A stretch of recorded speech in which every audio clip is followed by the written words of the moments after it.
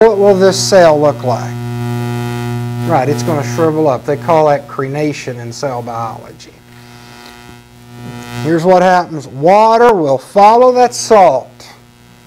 Alright? So inside here you have a nice happy cell. It will actually suck water out of that and make you shrivel up. Alright? See, this is one of the reasons why they tell you, when you're sick to gargle with what? Salt water. And I used to think that the reason that your mother used to tell you that was because bacteria do not live very well in saline environments. I mean, there's certainly bacteria in the ocean, right? I mean, don't get me wrong on that. There's bacteria everywhere, in jet fuel for that matter. But generally, normal bacteria don't like salt. But that's not the reason at all, right? Think about it. Whenever you have a sore throat, what happens with your cells in your throat? Do they swell up or do they get smaller? They swell up. And they put pressure on your nerves, right? So whenever you gargle with salt water for just a few minutes, what will happen? The water will leave, the edema will leave the throat and go where? Out toward that salt. And it'll make your throat shrink up a little bit, right? Which will give you some temporary relief. And if you're like I am, when you get sick, I don't get happy. Do you get happy when you get sick? No, I don't. I'm mean when I get sick. I hate it. But for a few minutes, you can get some relief, right? Why? Because you're running that water out of there and making the swelling go down a little bit. Some of these old women, they sit around and they soak their feet in Epsom salt at the end of the day. What are they doing? They're pulling out water out of the feet. Right? Does that make sense? Yeah. Is that what happens with snails when you put salt? I'm sure it does. I've never thought about that, but that's the way it is. Mm-hmm. Wonderful. Okay. You guys are all. Crenation.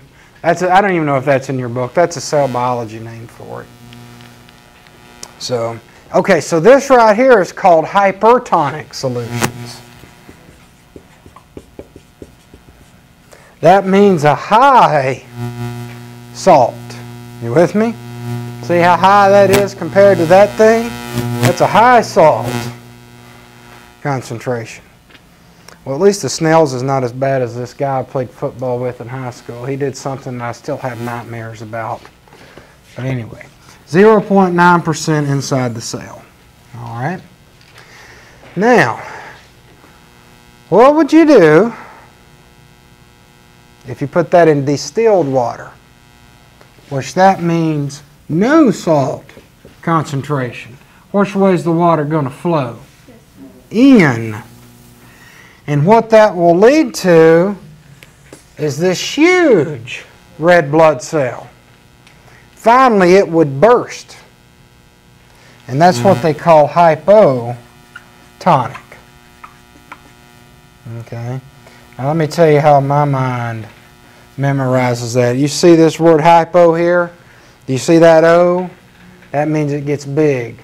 O is big, big, hypo.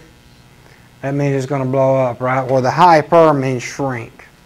Memorize it however you want to, I suppose. That's it for 14. Yes, ma'am. You know, that if it's a proof of alcohol and you did it backwards, how would you put that in? If you were to find out the boiling and the freezing point, if you had to do it backwards. Okay, let's try it. What proof of alcohol do you want? What's your favorite alcoholic drink? I'm underage, I don't know. Oh, Jesus. Something I don't even know about. Somebody give me a normal whiskey.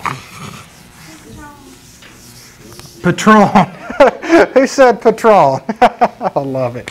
I don't know what it is. Let's just call whatever it is 80 proof. Okay? Let's just call whatever it is 80 proof. Now, what's that now? What are you laughing at? I don't know. I'm laughing. It's okay. All right. So, what's that going to be? That's going to be a 40% volume. All right. So, this right here is going to be 100. So, what do these two numbers here have to be? Well, let's just say for an example that this right here is 100 milliliters. What does that mean that this has to be here? 40, right? Let me see here. What is 40 divided by 100? Just be sure that we're together. Maybe it's not. Yeah, that's it. All right. So that means you got 40 milliliters per 100 milliliters of liquid. All right. Now, let's just suppose that you had 40 milliliters of liquid. Okay. What is the density of alcohol? Do we know? I can look it up for you real quick. And we will work backwards.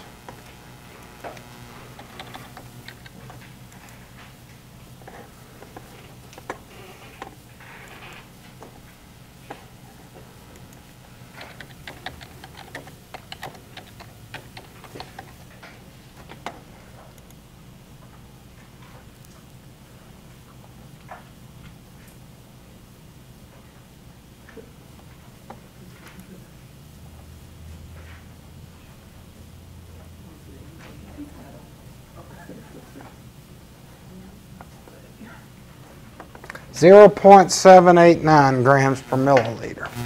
Okay. 0.789 grams per milliliter. Now, how much do you want to freeze? I mean, how much you want to drink? You want to drink 40? What do you want to see that'll freeze? Whole bottle. Oh, how much is a whole bottle? How many milliliters do you know? 400? All right, let's go 400 mils. All right, so we're going to put a bottle of 80 proof whiskey in there, right, at 400 milliliters. All right, now this would be 400 milliliters of the pure deal. Okay, but what are we going to have to do? Multiply it, because how much of it's just pure alcohol? 40%, right? So what are we going to have to do here as far as this goes?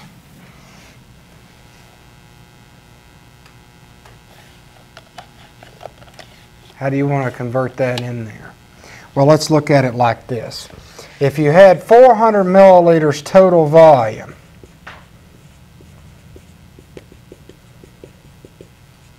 how much of that would be milliliters of alcohol in this ratio? Is it 160? Is that what it is? So it's going to be 160 milliliters of ETOH, and then 240 of H2O. Is that right? All righty. Well, then let's see here now. What are we dealing with?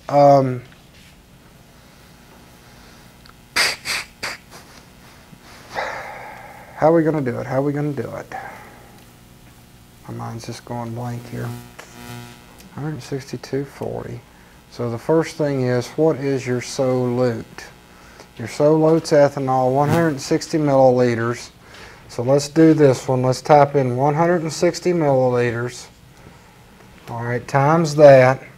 Ethanol weighs 29 plus 17.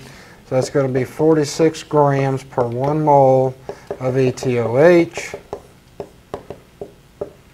So 160 times 0.789 divided by 46 would be 2.7 mole of ethanol. So that's the moles of solute. Divided by the kilograms of the solvent, 0.24.